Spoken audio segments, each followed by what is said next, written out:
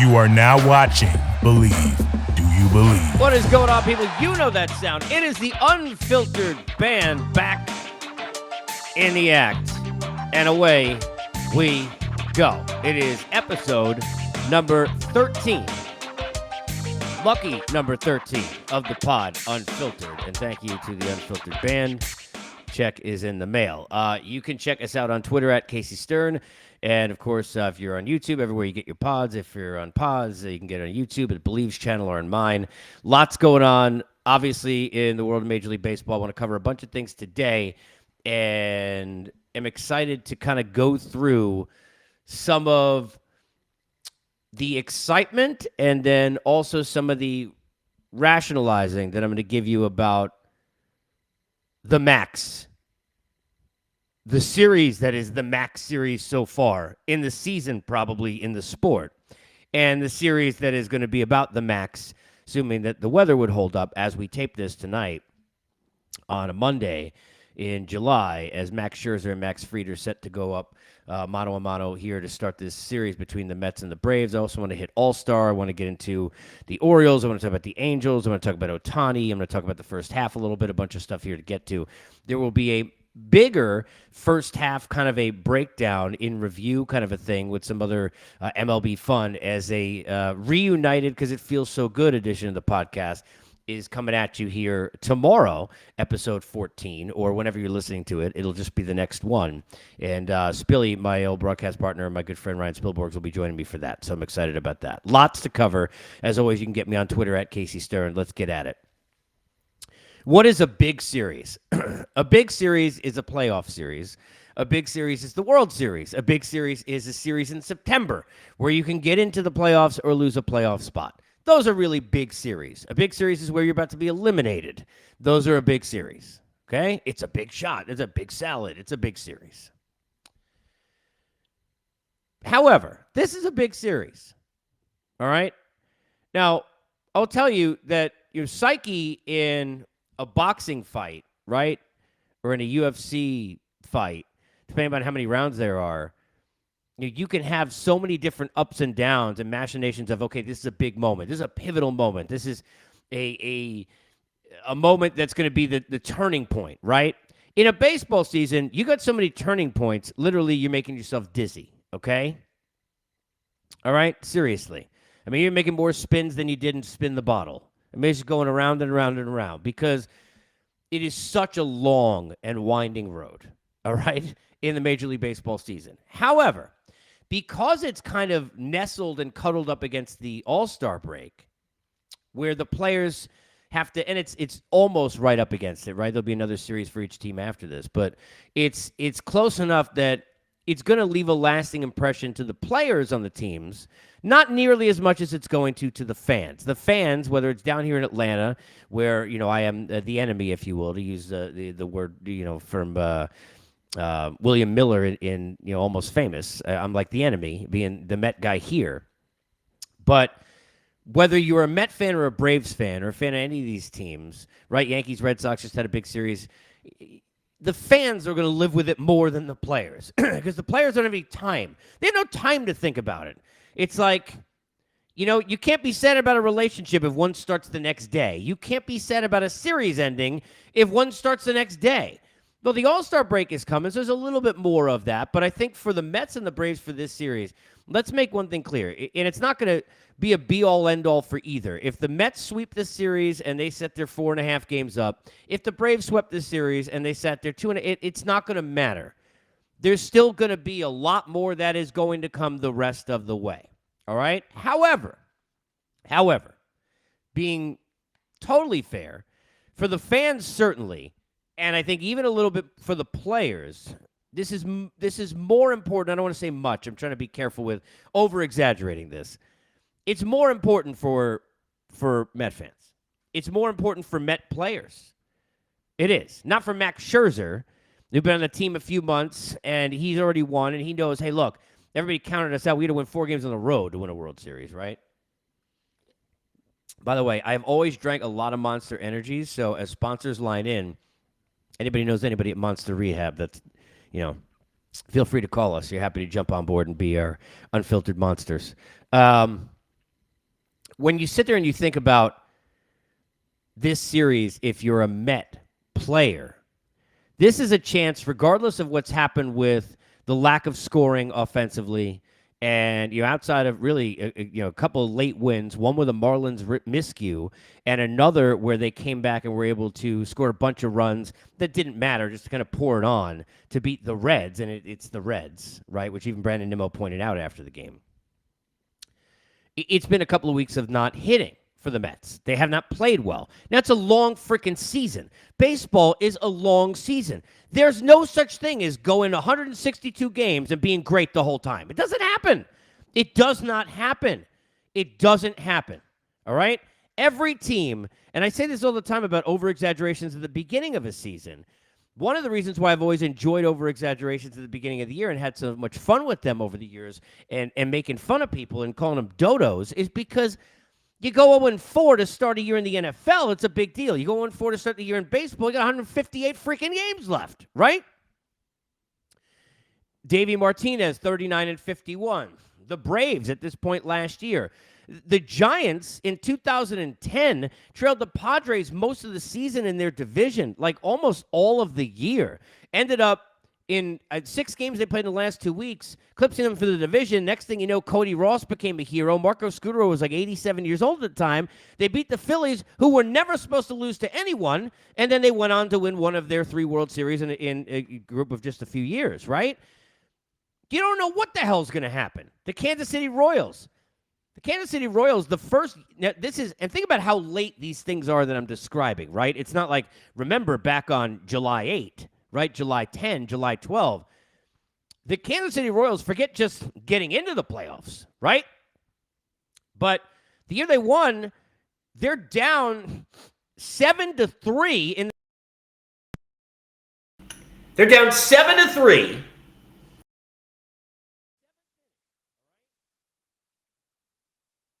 Excuse me, sorry. I got excited again. They're down 7-3 in the 7th inning, for crying out loud. All right?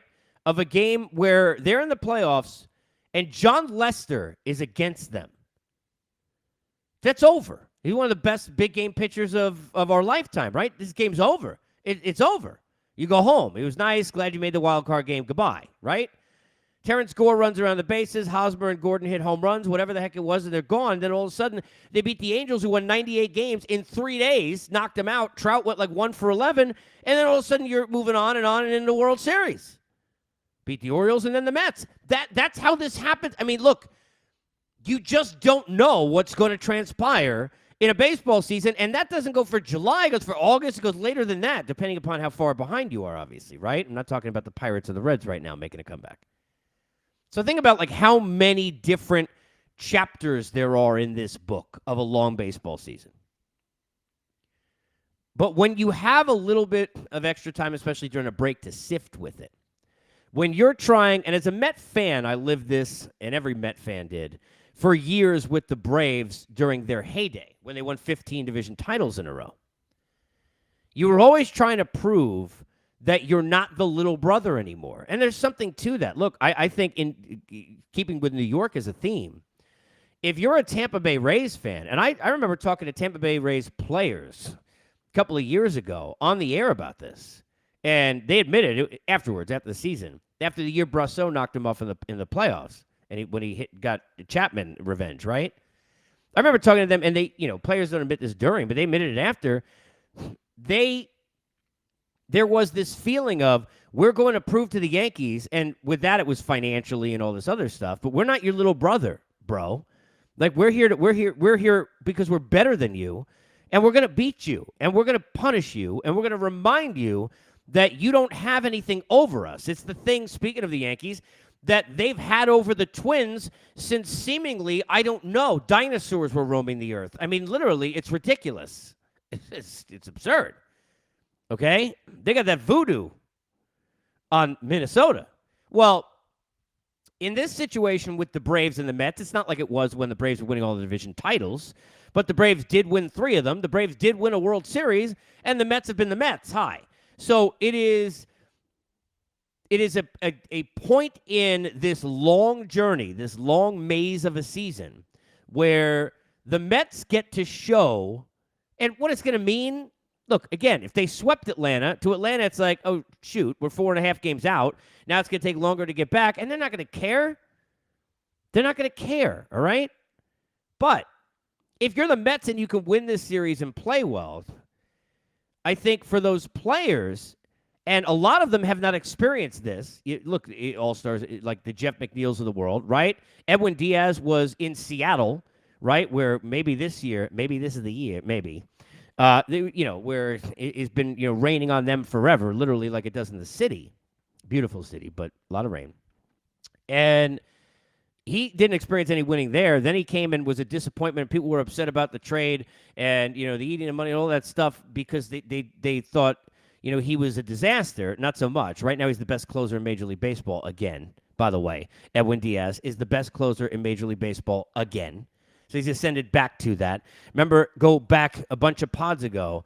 I say a lot of stupid things, but, I feel like I know people, and that's why I love covering sports, is you just kind of follow and learn trends based on what you see of people. Remember when I was talking about Beltran after the first year that he was in New York?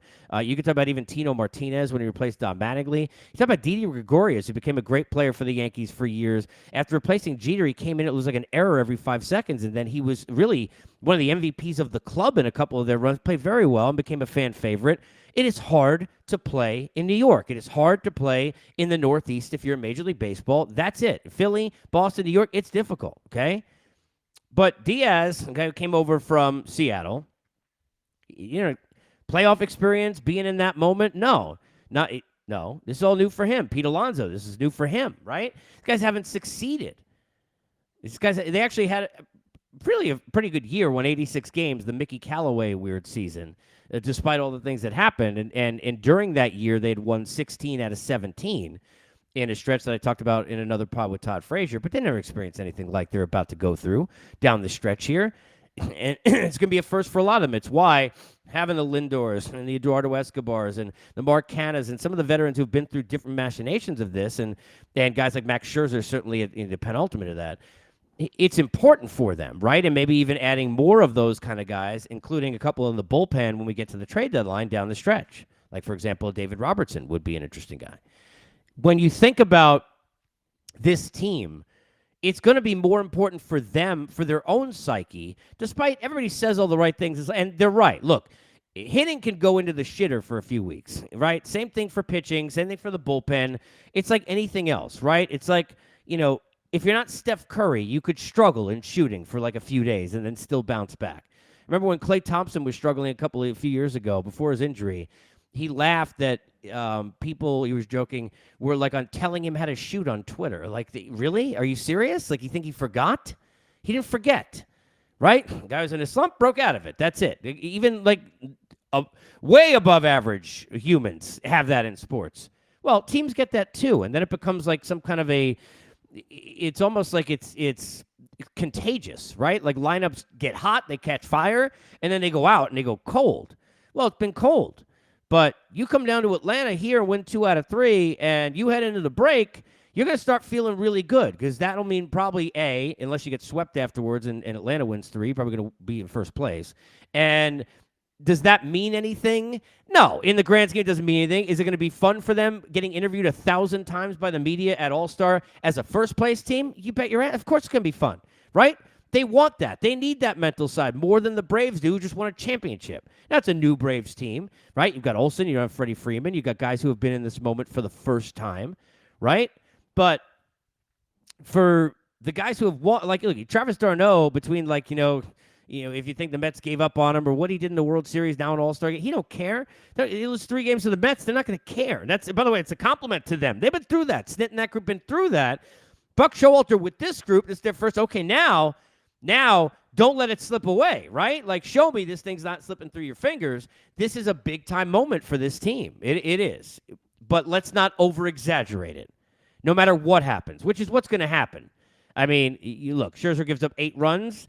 It's going to be the season's over, right? If he throws 8 scoreless innings, they don't score, it's going to be the season's over. And if they win 8-0 and he throws a no-hitter, the season's over the other way. Everybody should sit down and they already won.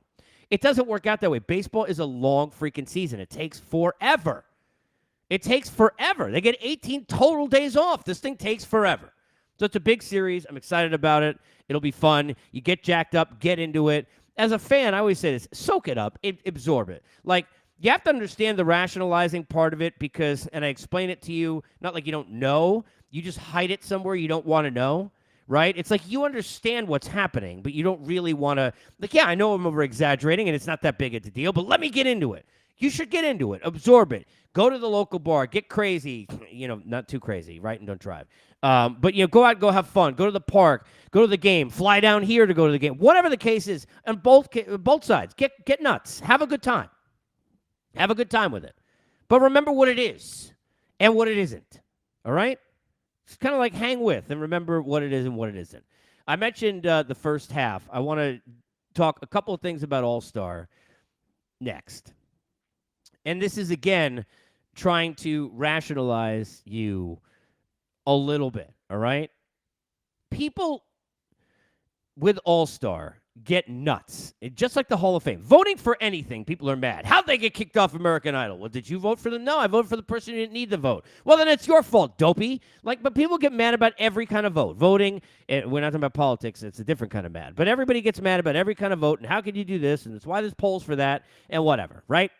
All-Star snubs. There are definitely some big snubs if you look at these two rosters. Carlos Rodon is number one for me, without a doubt. But the dude's going to be in the All-Star game. I'm telling you right now, I'm not Miss Cleo. I can't see the future. I'm not Nostradamus. I'm telling you right now, if you listen to this a week later, 2 weeks later, 2 years later, I guarantee dude's in the game. I bet you, right? Or if he can't start that day, he's elected, he's tipping his cap. When you look next to it, he's tipping his cap, all right? Dylan Cease probably tipping his cap, right? To France. You can think about some of the other guys Wheeler, right? And Philly.